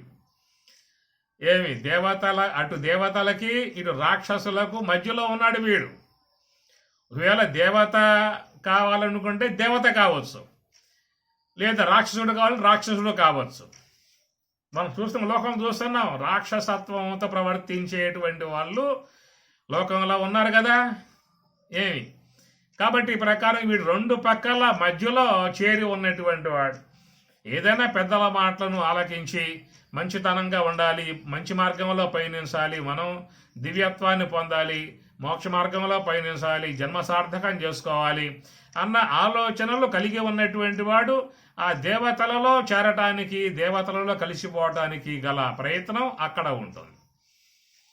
అలాంటి ఆ సంస్కార విధానము, ఆ ప్రయత్నము, మంచి మార్గంలో పోవాలనేటువంటిది, ధ్యానం చేయాలని చెప్పని తత్వవేత్తలతో సత్సంగం కలిగి ఉన్న ఇలాంటి భావాలు లేనప్పుడు ఇక వాడేమవుతాడని చెప్పనంటే ఇక రాక్షస అంశం పక్కన ఉందగా దాంట్లోకి చేరిపోయే విధానం చేస్తాడు.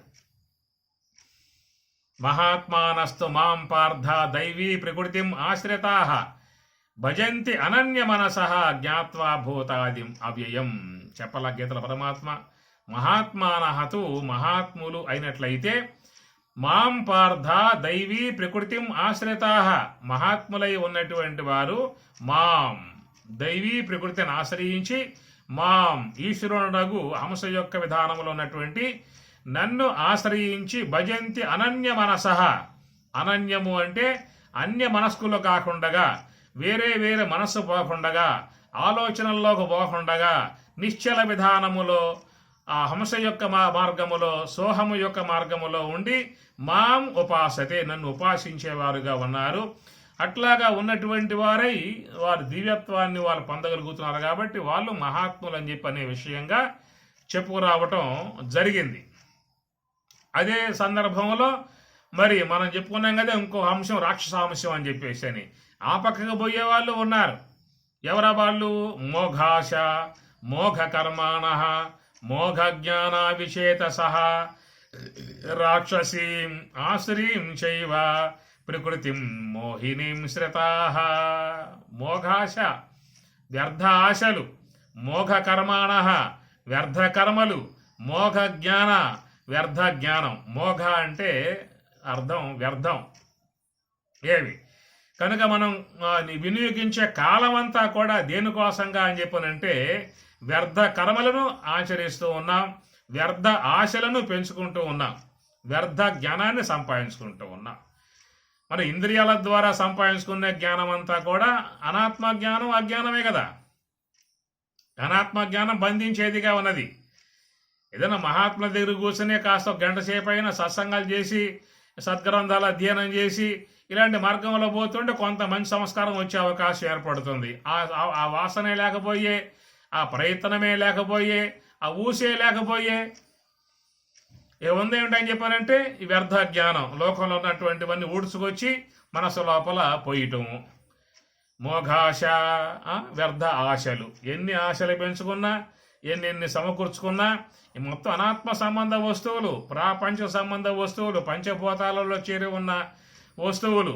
కాబట్టి ఎక్కడో ఉన్నవి ఇక్కడ పెట్టావు, రేపు ఇంకొకడు వచ్చాడు ఇక్కడ ఉన్నవి ఆడబెట్టుకుంటాడు, తర్వాత ఇంకొక వ్యక్తి వచ్చాడు ఆడ ఉన్నవి ఇంకోసారి పెట్టుకుంటాడు. ఇట్లా మార్చటమేక ఏం చేస్తాం మనం? ఇంకా ఇంకేం అనాత్మ వస్తువులు ఏం చేస్తావు?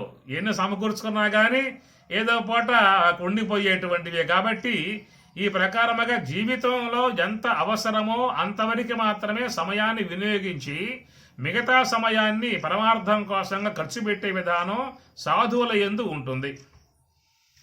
కనుక మనం సాధువులుగా చెప్పేటువంటి వాళ్ళు యతీశ్వరులు అంటాం, సాధువులు అంటాం, మునులు అంటాం, ఆ మునీశ్వరులు అని చెప్పని అంటాం. వాళ్ళంతా గృహస్థులే.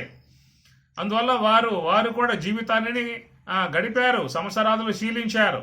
అయితే వాళ్ళు ఎంతవరకు ప్రపంచ వస్తువుల యొక్క విషయాల మీద, వనరుల మీద వాళ్ళ దృష్టి సారించారు అని చెప్పనంటే తమ తమ జీవితాలకు వినియోగించుకోవటానికి ఎంత అవసరమై ఉంటుందో ఆ మేరకు మాత్రమే కాలాన్ని హెచ్చించారు.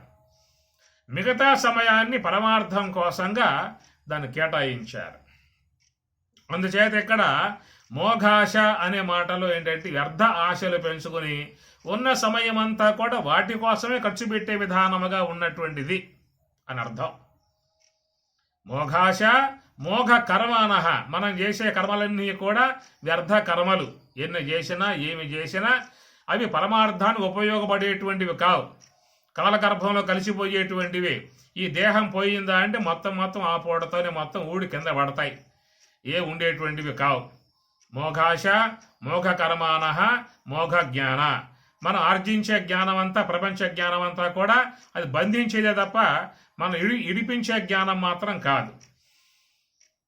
ఇలాంటి మార్గంలో మనిషి ప్రయాణం చేస్తూ ఉన్నాడు అని అర్థం. అందులో ఏమన్నాడు? రాక్షసీం ఆసురీం చైవ ప్రకృతిం మోహినీం శ్రితాహ. శ్రితాహ వాడు ఆశ్రయించిన విధానం ఏమిటయ్యా అని చెప్పనంటే ప్రకృతిం శ్రితాహ. ఏమిటయ్యా ప్రకృతి అని చెప్పనంటే రాక్షసీం ఆసురీం, ఆసురీ సంబంధమై ఉన్న ఆ ప్రకృతి, రాక్షసీ సంబంధమై ఉన్న ప్రకృతి. అలాంటి వాటిల్లో ప్రవేశించినప్పుడు వాడేమైపోతాడు? రాక్షసుడే, అసురుడే. కాబట్టి మానవుడు అని అన్నప్పుడు వీడు సెంటర్ పాయింట్ వీడిది. అటు దేవతలకు కానీ రాక్షసులకు కానీ ఇటు సెంటర్ పాయింట్ వీడిది. కనుక ఈ వైపుకైనా వీడు దూకొచ్చు, ఆ వైపుకైనా దూకొచ్చు. ఆల్రెడీ దూకిన వాళ్ళు ఉన్నారు. అయితే ఈ దూకిన విధానం ఏ పక్షంలో ఎక్కువ మంది ఎవరు దూకారు చెప్పండి? ఎక్కువ మంది ఏ పక్షంలో దూకిన విధానం ఉన్నది? రాక్షస అంశముగా ఉన్నటువంటి ఆ కోవలోకి ఈ మానవులంతా కూడా అంటే దూకేశారు. రాక్షస సంబంధ కృత్యములు, రాక్షస సంబంధ కార్యములు, రాక్షస సంబంధ ఆలోచనలు, రాక్షస సంబంధ ప్రకృతి విధానాలు, ఇవన్నీ కూడా వ్యక్తి తన వ్యవహారం నడుపుతూనే ఉన్నాడు. ఇది అందుచేత మానవునిది సెంటర్ పాయింట్.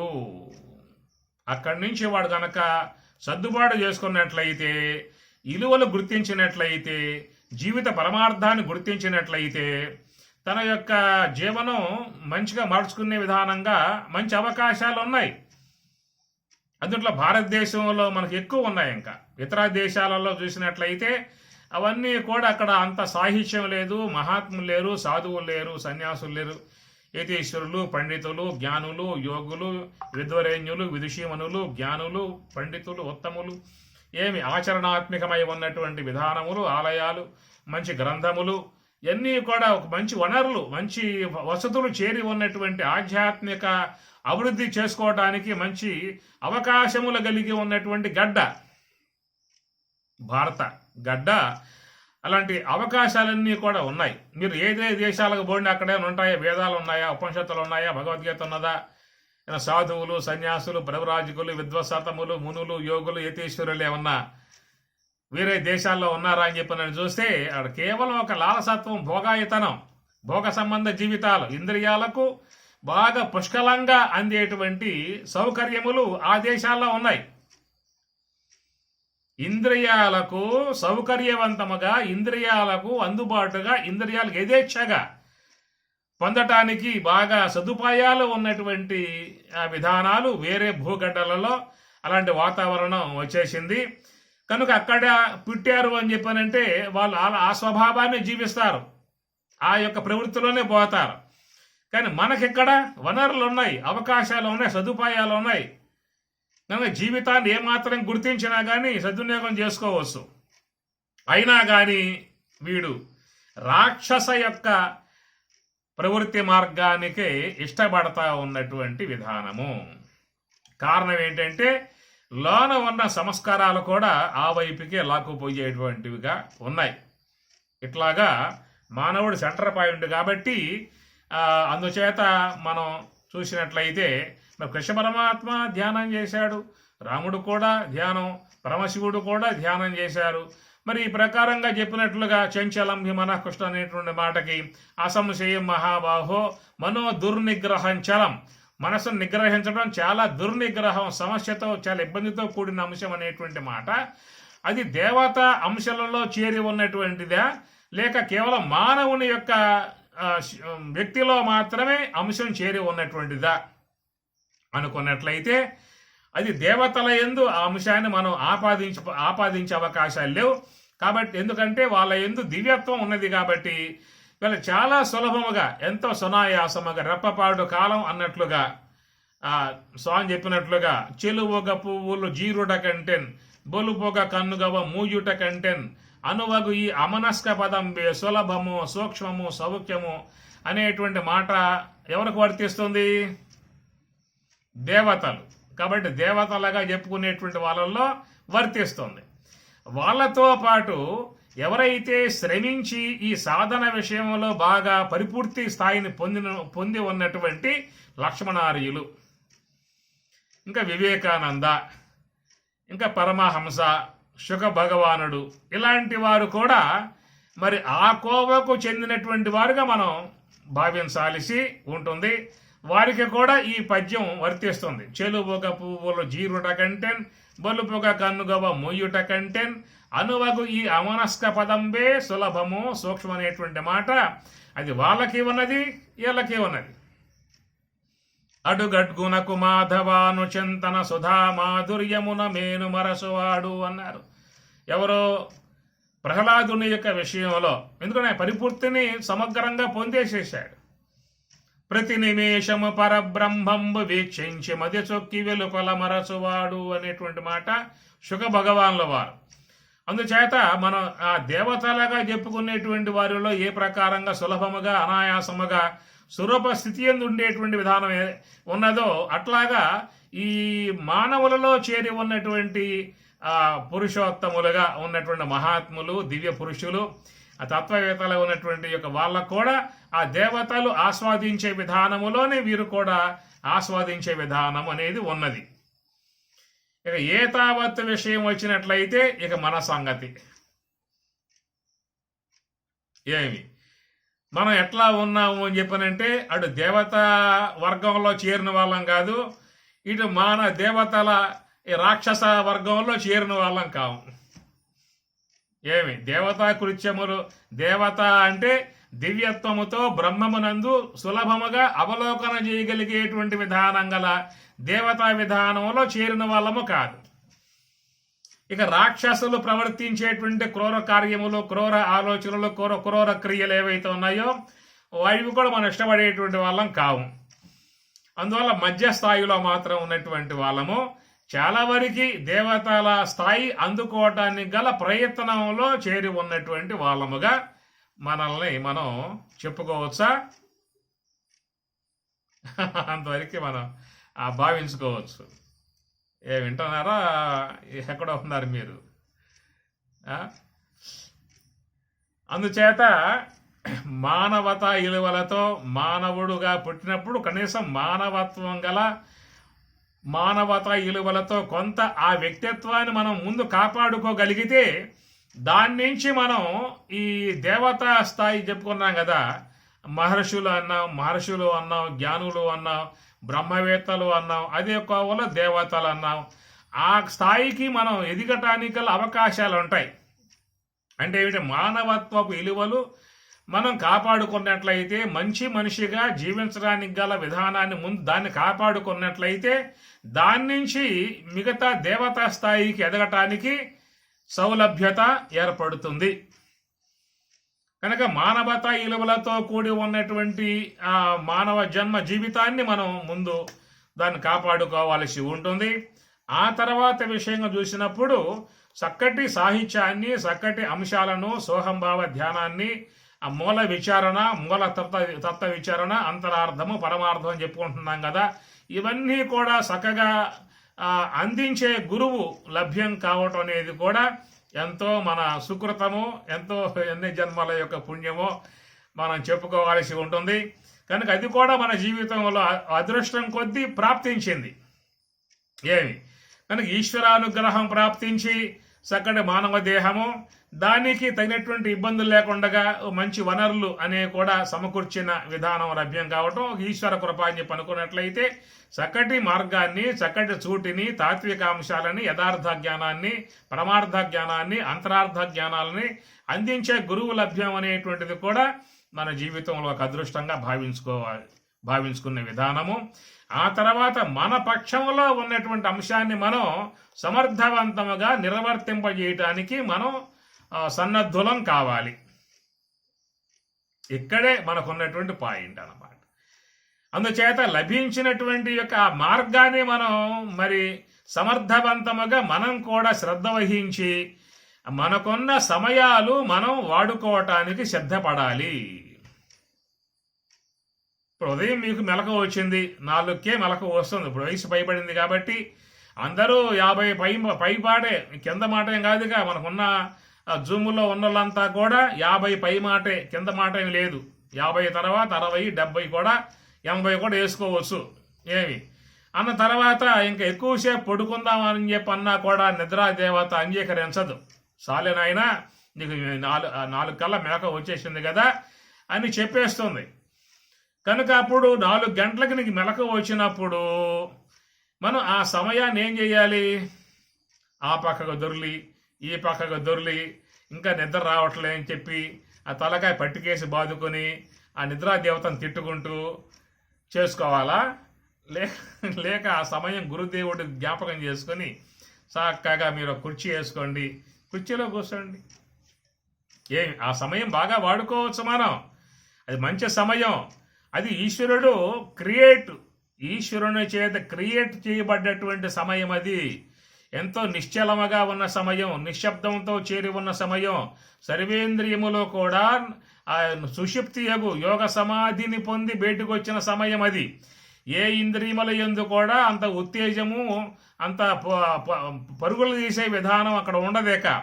కనుక ఆ సమయం కనుక మనం ఈ వైపుకు తిప్పేటువంటి ప్రయత్నం చేసినట్లయితే ముందెత్తులో మనకు కొంచెం కష్టం అనిపించవచ్చు.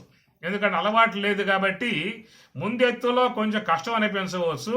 అదే కొద్ది కాలం కనుక చేసినట్లయితే మీకు ఆ సమయం, మీకు స్వాభావికత వచ్చేసేసి నువ్వు ఏ పూట చేయకపోతే ఆ పూట నీకు బాగుండదు. అది వస్తుంది. అందువల్ల ఇప్పుడు 6, 7 అనుకోండి, అక్కడ పనులు ఆరంభం అవుతాయి, ఇంట్లో కార్యాలు ఆరంభం అవుతాయి. తప్పనిసరిగా అందుబాటుగా వాళ్ళకి మనం ఉండాల్సి ఉంటుంది.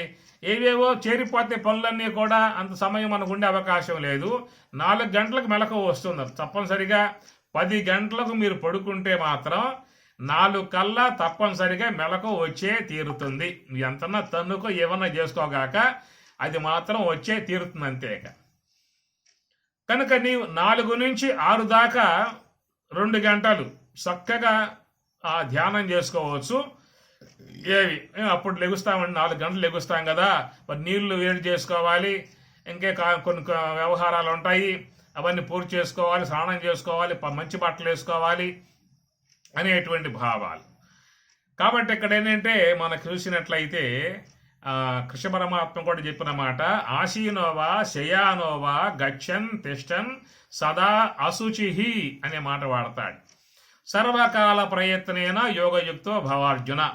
ఉదయం లేవగానే 4 గంటలకు ఇలాంటి ఊహలు అవసరం లేదు. ఏదన్నా తొందరపాటు పనులుంటే పూర్తి చేసేసుకోండి. కానీ ఆ సమయంలో స్నానం చేయాలి, తరణ స్నానం చేయాలి, పొట్టుబట్టలు ధరించాలి, ఇవన్నీ ఏమి అవసరం లేదు. అట్లా లెగిసారా, కాస్త ముఖం పుక్కులించి ముఖం కడుక్కున్నారా, ఏదో సాప వేసుకున్నారా, కూర్చున్నారా. అయితే సాప వేసుకు కూర్చుంటే ఎక్కువసేపు చేసే అవకాశం ఉండదు. కొంతమందికి అలాంటి సమయంలో ధ్యానం చేసే అలవాటు అనేది ఏర్పడ్డప్పుడు వాళ్ళలో ఒక విధానం క్రియేట్ అవుతుంది. మన యొక్క శరీరంలో ఉన్న లక్షణం ఏమిటని చెప్పానంటే పలుమార్లు చేశాము అని చెప్పానంటే శరీరంలో ఆ అలవాటు స్వాభావికం అవుతుంది. మనం ఒక సమయంలో భోంచేయటం అలవాటు చేశాం కాబట్టి ఆ సమయం కాగానే మీకు ఆ దేహం చెప్తుంది అయ్యా ఆకలి అని చెప్పేస్తుంది. ఒక సమయంలో పడుకోవటం నిద్రపోవడం అలవాటు చేశాం కాబట్టి ఆ సమయం కాగానే ఆవలింతలు ఆరంభమవుతాయి. ఇక పడుకోమని చెప్పేస్తుంది దేహం. అట్లాంటి విధానమే ఈ ధ్యానం అనేటువంటి అంశము కూడా. ఒక సమయంలో మనం కొద్ది కాలం పాటు చేసుకుంటూ వచ్చామంటే దానికి ఆ విధానం అలవాటైపోయిన తర్వాత అదే చెబుతుంది కూర్చో ధ్యానంలో అని చెప్పేసి అదే చెబుతుంది. కనుక దేహములో ఒక విధానం పరమాత్మయే ఈశ్వరుడు నిర్మాణం చేసేశాడు. శరీరానికి నువ్వు ఏ అలవాటు చేసినా కానీ అది కొద్ది కాలం అట్లా ఉండాలి, తర్వాత అలవాటు అయిపోతుంది దానికి.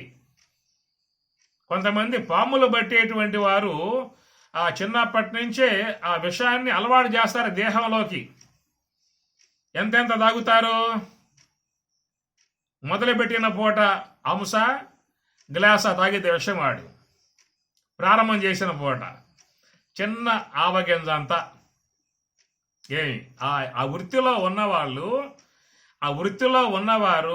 ఆ బిడ్డలకు, ఆ తల్లిదండ్రులు బిడ్డలకు అలవాటు చేస్తారు, ఎందుకు రక్షణ కావాలి కాబట్టి. అట్లాగా విషం ఒక్క ఆవగింజ అంతా నాలుక మీద వేసి అలవాటు చేసిన తర్వాత ఆ తర్వాత వాడు ఎక్కువగా దాన్ని తీసుకునే విధానం ఏర్పడుతుంది. వాడిని పాము కరిసినా కూడా వానికేం కాదు.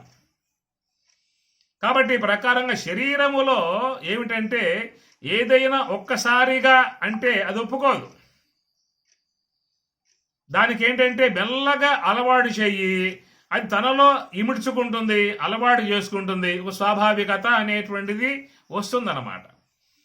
అట్లాగా మనం ఇప్పుడు సమయం అనుకున్నాం కదా, ఉదయం పూట బ్రాహ్మీ ముహూర్తం 4 గంటల నుంచి ఆ సమయాన్ని మనం వాడుకునే విధానంలో ముందెత్తులో మన అలవాటు లేదు కాబట్టి దేహం ఒప్పుకోదు.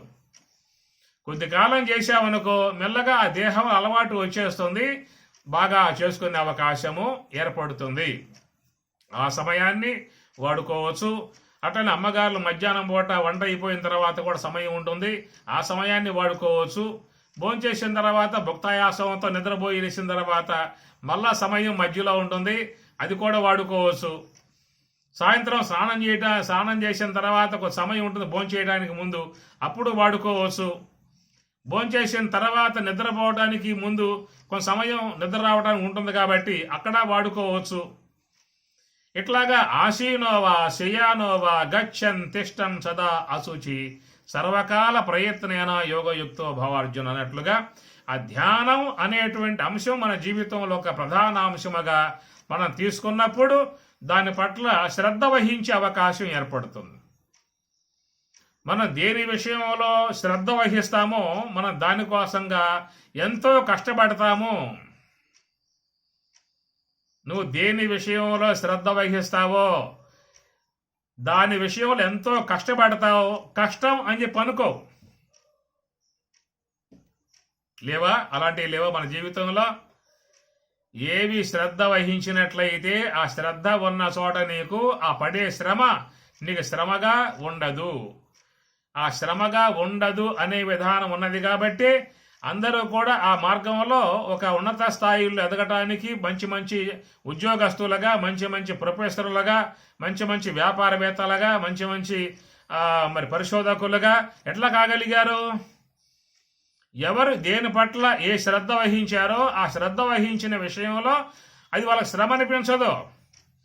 అదే ప్రకారంగా మనకు ఒక పారమార్థికత ప్రాప్తించింది కాబట్టి దీని విషయంలో కూడా మనం పూర్తిగా శ్రద్ధ వహించినట్లయితే అది మనకు శ్రమ అనిపించదు. ఇంకా నాకు సమయం లభ్యం కాలేదే, ఇంకా నాకు సమయం కుదరటం లేదే అన్న తాపత్రయం ఏర్పడుతుందే కానీ ఈ సాల్లేబ్బా అన్న మాట మాత్రం మీకు వచ్చే అవకాశం లేదు. అది శ్రద్ధ వహించుట.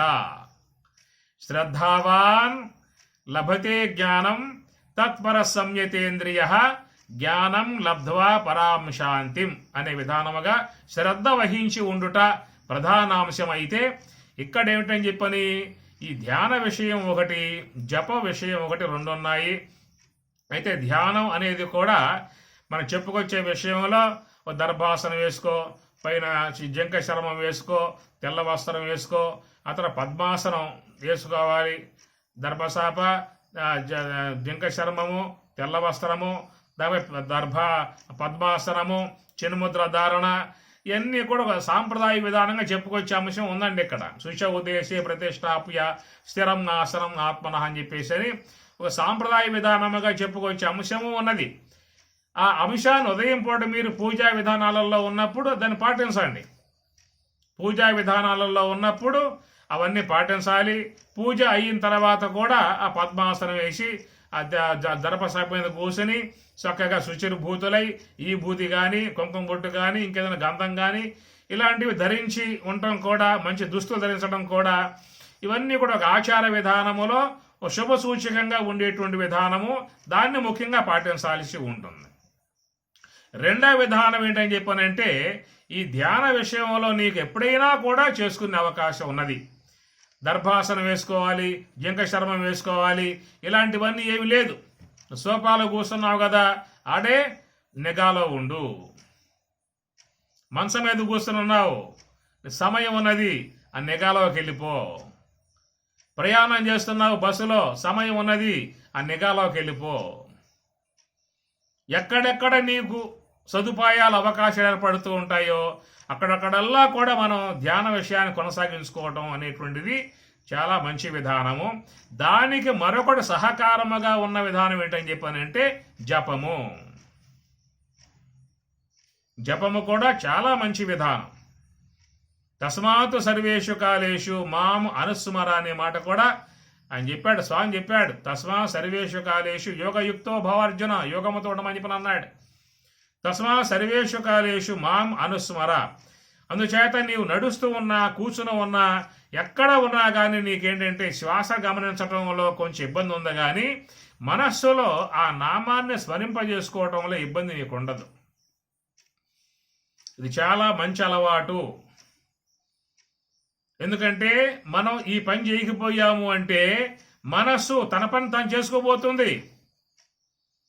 మనస్సు ఊరుకోదు.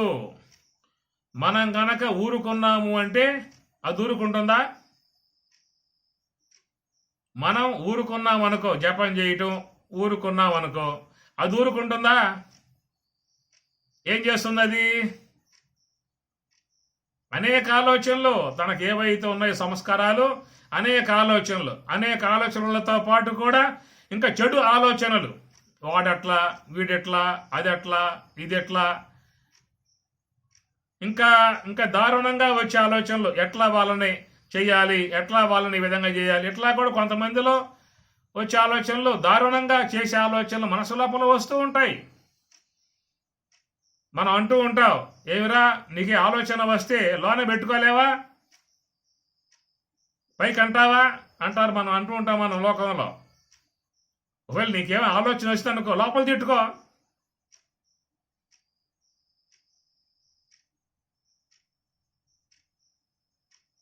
అంటే మనస్సు లోపల ఎలాంటి ఆలోచనలు వస్తాయనేటువంటిది కూడా ఎవరు కూడా చెప్పే అవకాశం లేదు. అది మనస్సు అనేటువంటిది ఆ విధంగా తయారై ఉన్నది. కనుక మనం ఆ మనస్సు అనేటువంటి భాగాన్ని మన అధ్యయనంలో తీసేసుకోవాలి. మనస్సు అనేటువంటి భాగాన్ని మన అధ్యయనంలోకి తీసేసుకోవాలి. ఎట్లా తీసేసుకోవాలి? ఓం నమో నారాయణాయ, ఓం నమ శివాయ, నీకేది ఇష్టం పెట్టు. అది దేవతా సంబంధ నామం, తప్పేం కాదుగా. నానా రకాలై ఉన్న ఆలోచనలు, నానా రకాలై ఉన్నటువంటి వ్యక్తుల గురించి, వాళ్ళ గురించి, వీళ్ళ గురించి, దాని గురించి, దీని గురించి ఎంతమందిని గురించి ఆలోచించే ఆలోచనల కంటే దేవతా సంబంధ నామాన్ని పెట్టుకోవడం తప్పవుతుందా? అది ప్రధానాంశము. అందుచేత ఎప్పుడైతే నీకు ఇష్టమై ఉన్నటువంటి యొక్క నామము అనేటువంటిది నువ్వు ఇంట్లో గృహము నుండి బయటికి అడుగు పెట్టిన మరో క్షణమే నీ మనసు లోపల ఆ నామం అనేది తారట్లాడుతూ ఉండాలి. నువ్వు షాపులో కూర్చో, వ్యాపారంలో కూర్చో, లేదా వ్యవసాయం, దేనికి పోతావు అనవసరం లేదు. ఎవరికి ఏవో ఉంటాయి. కాబట్టి ఈ విధముగా వ్యవహారములో పోయినప్పుడు నువ్వు శ్వాస గమనిస్తూ పోలేవు. స్కూటర్లో పోతున్నావు అనుకో, శ్వాస గమనిస్తూ నడుపుతావు స్కూటర్ని, ఏమవుతుంది చెప్పండి? అప్పుడు ఓ ప్రమాదం ఉంటుంది. కానీ నువ్వు స్కూటర్ నడుపుతూ కూడా జపం చేసుకోవచ్చు, అది నీకు ఇబ్బంది కాదు. అట్లా అమ్మగారులు కూడా ఇంట్లో వంట చేస్తూ కూడా జపం చేసుకోవచ్చు. ఆ వంట పని అయిపోయిందా, సమయం మధ్యలో ఖాళీ వచ్చిందా, అప్పుడు శ్వాసనిగా పెట్టు, ధ్యానంలోకి వెళ్ళిపో. ఇప్పుడున్నంత సమయమేమో మనస్సు జపంతో ముడివెయ్యి, ఖాళీ ఉన్న చోట దానిని హంసతో జతపెట్టు.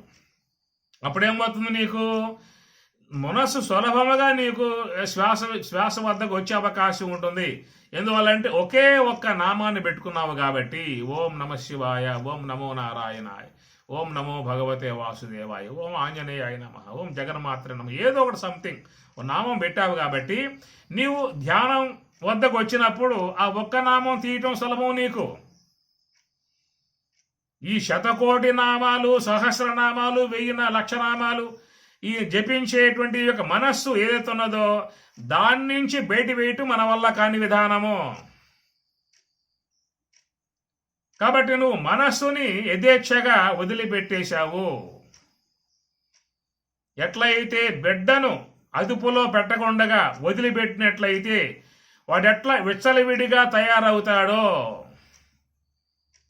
ఏ ప్రకారంగా వాడిని కంట కనిపెడుతూ వాడు చేసే చర్యలను గమనిస్తూ మందలిస్తూ ఉన్నప్పుడు నీకెట్లా వాడు నీ అధీనంలో ఉండి మంచిగా ప్రవర్తించే విధానం ఉంటుందో, అదే ప్రకారముగా లోపల ఉన్నటువంటి యొక్క మనస్సు యొక్క విధానంగా కూడా మనం అన్ని వ్యవహారాలలో కూడా దాని గమనికలో ఉన్నట్లయితే దాని విషయం నుంచి నువ్వు ధ్యానంలోకి సులభముగా పోయే అవకాశము ఏర్పడుతుంది. అలాంటి ఆ జప విధానము జీవితంలో అలవాటు ఉన్నటువంటి వారికి ధ్యానములో చాలా సులువుగా ముందుకు పోయే అవకాశం చాలా ఉన్నది.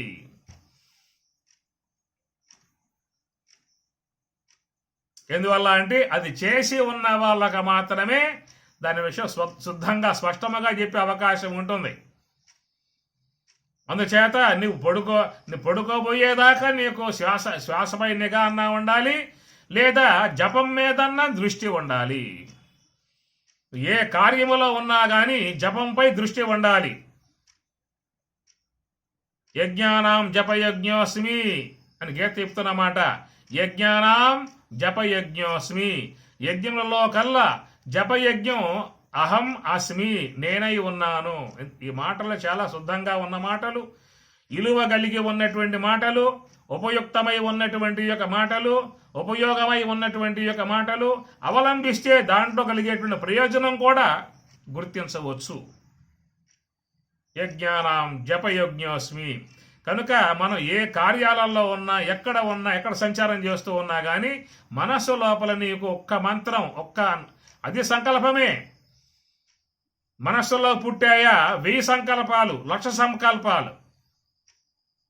మనం సంకల్పించామా ఒక్కటే, మనం చేసేది ఒక్కటే, అది చేసేది 1000 లక్షలు.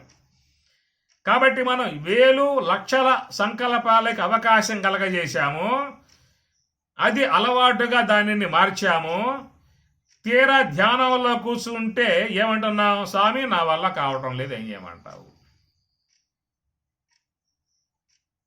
యథేచ్ఛగా వదిలిపెట్టి ఇష్టరాజ్యంగా పోయేట్లుగా, తన ఇష్టం వచ్చేట్లుగా పోయేట్లుగా పగలంతా ఆ విధంగా పోయే విధానంగా మనం సదుపాయం కలగజేసి, అవకాశం కలగజేసి, తీరా వచ్చి స్నానం చేశాక దర్భసాప వేసుకుని అట్లా కూర్చుంటే అది నీ మాట వింటుందా? ఇది లోకములో ధ్యాన పరులుగా ఉన్నటువంటి వారు పడుతున్నటువంటి యొక్క ఇబ్బంది. అందువల్లే మా వల్ల కావట్లేదు స్వామి ధ్యానం చేయటం. మేము చేస్తున్నాం కానీ ఏం కుదరటం లేదు. ఉదయం పూట కూడా చేస్తాం, సాయంత్రం కూడా చేస్తాం. మేము ఎంతకాలంగా చేస్తున్నాం? 20 ఏళ్ళ ఉపదేశం పొంది కూడా ఏం చేస్తున్నా? ఉదయం పూట 10 నిమిషాలు, సాయంత్రం 10 నిమిషాలు. ఈ మధ్య కాలం అంతా మనసుకే పూర్తిగా స్వేచ్ఛ ఇచ్చేసావు. కాబట్టి ధ్యానములో ముందుకు పోవటం అనేటువంటి యొక్క విషయముగా మనకున్న ఇబ్బంది ఇది. అందుచేత మనం ఉన్నదే అటు దేవతలకి ఇటు రాక్షసులకు మధ్యలో ఉన్న సెంటర్ పాయింట్ మానవుడు కనుక వీడు అటు దేవత వర్గంలో చేరిపోవచ్చు లేదా రాక్షస వర్గంలో అయినా చేరిపోవచ్చు. మంచి అవకాశం మానవ దేహం వచ్చింది, దాన్ని సద్వినియోగం చేసుకునే విధానముగా మహాత్ముల యొక్క వాక్యములు లభ్యత చేసుకుని మనం ఆ మార్గంలో పయనించినట్లయితే ధ్యానాన్ని బాగా చెయ్యాలి. దాని తోడు జపం ఎక్కువ శాతం. ఒకవేళ సాధక స్థాయిలో ఉన్నప్పుడు ధ్యానం అనేది జపం అనేది అన్నంగా పెట్టుకోండి, ధ్యానం అనేది కూరగా పెట్టుకోండి. అంతకైతే ఎందువల్లంటే ప్రాథమిక స్థాయి. తర్వాత పాను ఏమవుతుంది, ధ్యానం అన్నము యొక్క స్థాయికి వస్తుంది, జపము కూర స్థాయికి వస్తుంది. ఆ తర్వాత జపం పూర్తిగా వైదొలుగుతుంది, కేవలం ధ్యానం మాత్రమే ఉండే విధానం వచ్చేస్తుంది. ఈ ధ్యాన భాగాన్ని పెంచుకోవాలని చెప్పాలంటే మనం జపాన్ని అవలంబించక తప్పదు. కాబట్టి మనస్సులో ఆ మంత్రం ఏం చేస్తుందని చెప్పి జపతో నాస్తి పాతకం, దోషం లేకుండా కడిగేస్తుంది మనస్సుని, ఒకే ఆలోచనగా చేస్తుంది. దాని నుంచి మనం చక్కగా శ్వాస యొక్క ఆశ్రయంలో ఆత్మానందాన్ని ఆత్మస్వరూప భావాన్ని పొందే అవకాశము కలుగుతుంది. ఓం సహనా భవతు సహనౌ భునక్తు సహ వీర్యం కరవావహై తేజస్వినావధీతమస్తు మా విద్విషావహై. ఓం శాంతి శాంతి శాంతి. హరి ఓం తత్సతు. శ్రీ గురుభ్యో నమః. హరి ఓం.